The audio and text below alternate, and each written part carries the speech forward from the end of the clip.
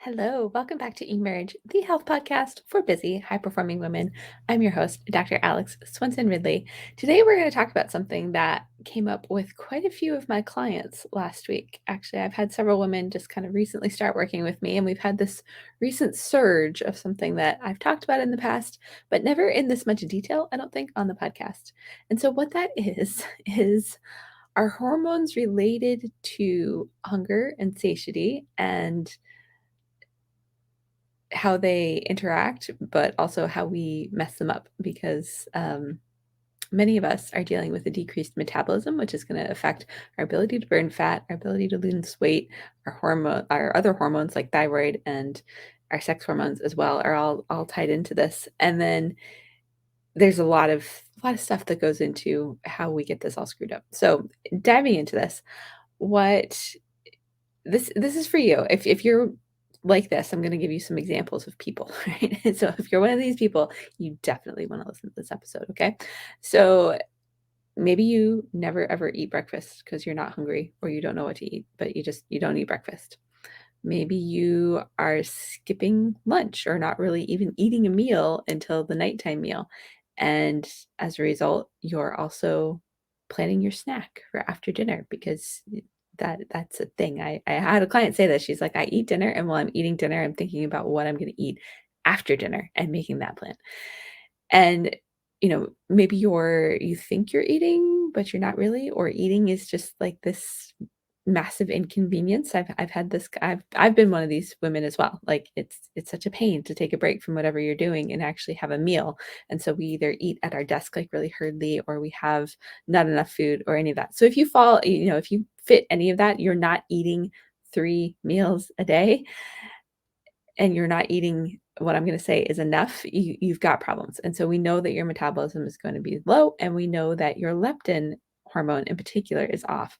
Leptin and ghrelin are the two hormones that kind of regulate the communication between leptin specifically is the communication between the brain and your stomach and telling your brain, when you're hungry, when you're full, that kind of thing. Ghrelin also helps with those hunger cues as well. And when we don't eat enough, and I've talked about this on the show quite a bit, and I get so frustrated, especially in the world of weight loss, because it's still so pushed that, eat less, move more, eat less, move more. And it does matter what your calories are coming from. That is true. What type of food.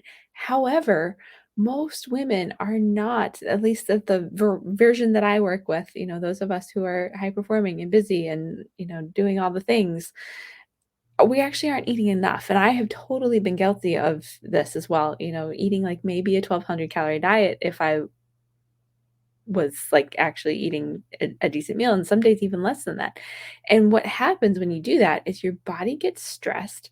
It thinks it's starving, so it's going to keep absolutely everything and not burn fat and not lose weight, and just if anything it'll pack even more on because it's not sure where its next meal is coming from. And so we end up in this vicious cycle where we're not eating enough, we're not hungry, but we're not working out really either, we're not moving enough, and so our metabolism slows way down, and we start to have a lot of problems as a result of that. We can't regulate our body temperature, we can't, our thyroid's all messed up, our energy's in the tank, we've got all this stuff going on. And so we have to really take steps to start eating enough and have it come from foods that are nutrient dense, and we're not getting our calories from chocolate, right, or coffee. We need to eat things that are actually going to feed us and nourish us and our body and what we need.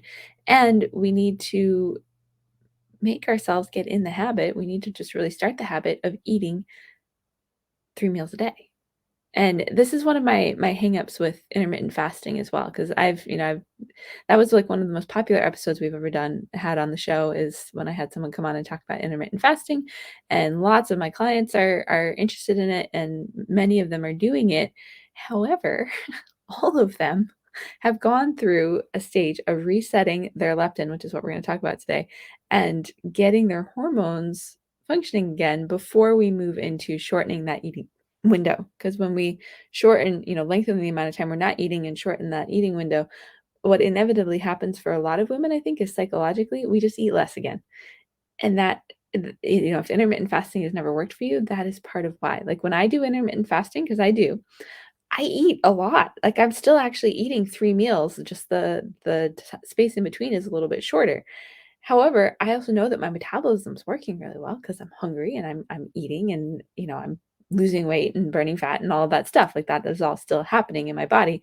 And I have to be intentional about it. But when I make myself actually eat enough, which, for most of us is like at least 1,800 calories a day, ladies. It's some of us are way under that. Some of you might be over that, and that's something we need to visit as well. But the majority of you listening to this, you're going to be under. So we have to start fixing this. And how we do that is what we call there's 5 rules to leptin management is what we call it. And so, we've established, if you're always hungry after dinner, if you have low energy, you're not eating 3 meals a day, you're, you know, generally running on fumes, or you get to the point where you're like shaky hungry but by the time you eat because you just haven't taken time to do it. Like all of these are signs that your leptin is not working like it should, and we want to fix that. So number one is that we're going to always eat breakfast. And those of you who aren't breakfast eaters, just listen up. And not just breakfast, you are going to eat breakfast containing protein.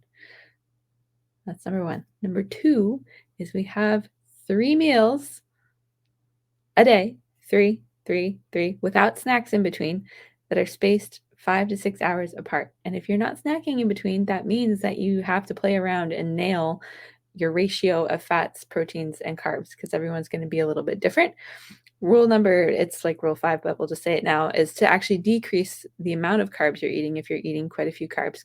And the reason for that is carbs are quick energy. So especially simple carbs, if you're getting complex carbs, I would eat, if you're eating any, when you should, honestly, like all of us need some level of carbohydrates, even especially if you have hormone issues, but make them complex. That means not white, essentially. The white ones just burn and break down to sugar really, really quickly. And then we get hungry. It's more what I'm going to with that, because it's a fast fuel source. So you want the complex carbs so they burn a little bit slower. And you want to have a good ratio of fats in particular and protein, because those things are going to burn and break down more slowly and you won't get hungry in between.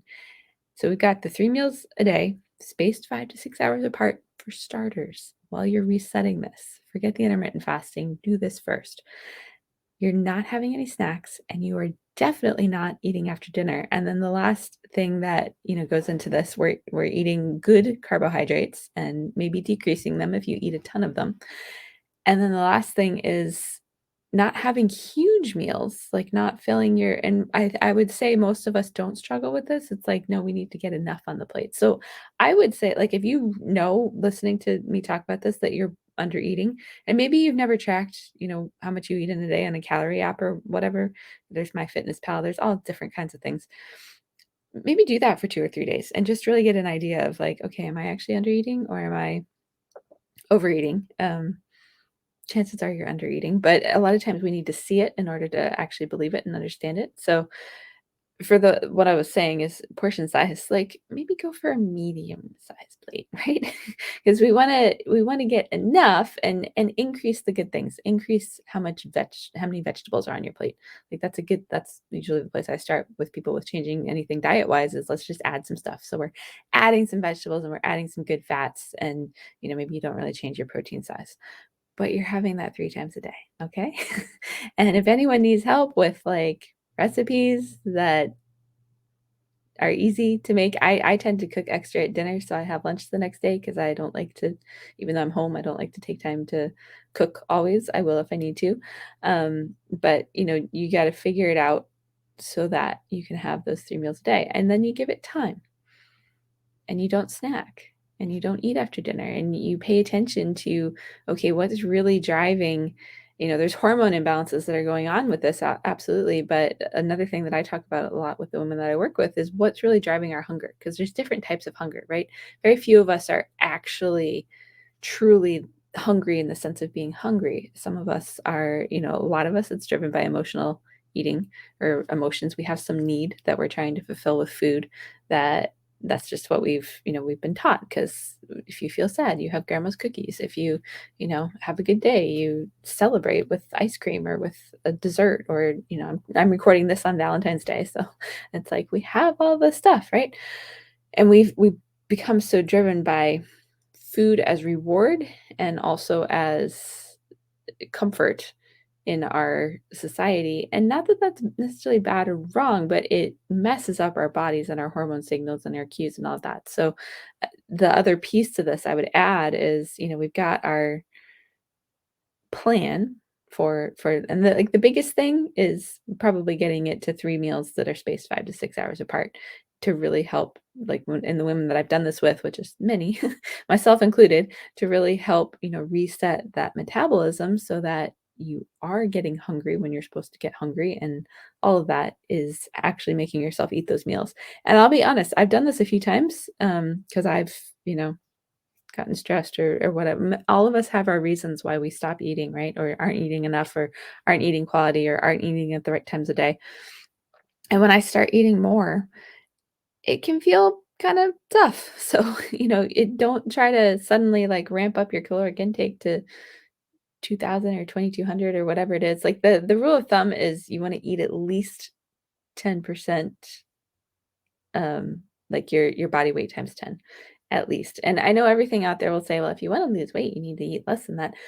Forget that for right now and just try to actually hit at least that amount. And if you're there, awesome. If you're not, take the time, do the work, even if you start with a smaller lunch or something, if whatever meal you're skipping right now, because chances are you're skipping one, start with a smaller portion, but an actual meal at that time. And then, really resist that urge to snack. If you, as you're getting into this, sometimes as your metabolism ramps up, like I experience this when I start working out again, it's like, oh crap, I'm like really hungry. So I'll allow myself a snack, but I'll have something like nuts or an avocado or an apple with some nut butter or something. Because it has good fat and it'll hold me over longer, and I don't eat enough to, like, mess up the next meal, right? So you might have some days where it's not perfect, but the goal is to get there and to give yourself some time there before you take on anything like intermittent fasting or, any of these other, like, going keto, any of that stuff. Like, first, let's get the hunger, fullness cues in your body working well, and really start paying attention to, why am I hungry? Another hunger is thirst. Maybe you're not drinking enough water. So I would drink a glass of water and then decide if you're really hungry, especially if you're having that snack craving in between meals. Um, and some of the others, like, most of us don't experience empty stomach hunger, but that can be a thing. And, the emotional one is really the big driver, though. So I would pay a lot of attention to what's really driving my hunger. All of these things, as you work through this and do this, will help ramp up your metabolism. And when your metabolism is working, your hormones work and your body burns fat and you have energy and you can exercise and do the things that you want to do and, feel better through your day. So, this is a big key. We want to make sure, I feel like we've made food the bad guy for so long in our culture and our society, and especially as women, because it's associated with all these negative things like, "Oh, if I eat that, whatever, it's gonna make me gain 5 pounds, blah, blah, blah." Like, a lot of that is due, I mean, our food quality sucks, we've talked about that quite a bit, and obviously I want you making choices that are really truly feeding your body, but a lot of the, like, if you look at that piece of cake, you're gonna gain 5 pounds thing is more due to that our hormones are off from emotions, from our habits around eating, and not so much that one piece of cake is going to make you gain 5 pounds. I'm not saying go eat the cake. That's just it's just the example I'm using with this. So with all that, hopefully this serves you and makes sense. Again, I'll just repeat as a recap. You know, we want to make sure that your leptin and ghrelin are working well, because it's going to affect all your other hormones as well and your ability to lose weight. So, if you're not eating 3 meals a day, if you tend to skip one, if you are pretty sure you're under eating, if food is like an annoyance in your life and something that you have to do to survive, but you would rather not bother making time for it, this is for you. And so, just pick a place to start. Maybe you start with, I'm going to eat breakfast every day. and it'll have protein in it. Maybe you start with, I'm going to have the 3 meals spaced 5 to 6 hours apart. You're going to get to all of these. Then you're going to make sure your portion sizes are enough. I'm going to go with enough. You don't want them huge, you don't want them tiny, but enough to leave you satisfied and not feeling like, oh my gosh, I just ate way too much, but maybe like a little on the fuller side, because then we know you're actually consuming enough. And then you're not going to eat after dinner, ever. No eating after dinner. Like you're just done. You're just done. And you should really be done at least 3 hours before you go to bed. Because then you can digest your food well and everyone's happy, and your life is good. And then the last one, I just forgot. Reducing the amount of, I'm going to go with simple carbs. The actual rule is just reducing the amount of carbohydrates you eat, but let's go with simple carbs. So anything white flour, white bread, white rice, if it's white, let's not eat it, and let's replace it with the brown, or just decrease the amount that you're having of that, and increase your vegetables, because vegetables are a source of complex carbs and fiber and all good things. So with that, we're going to wrap up for this episode and this week. We will see you for our interview episode on Thursday, and I will see you next week.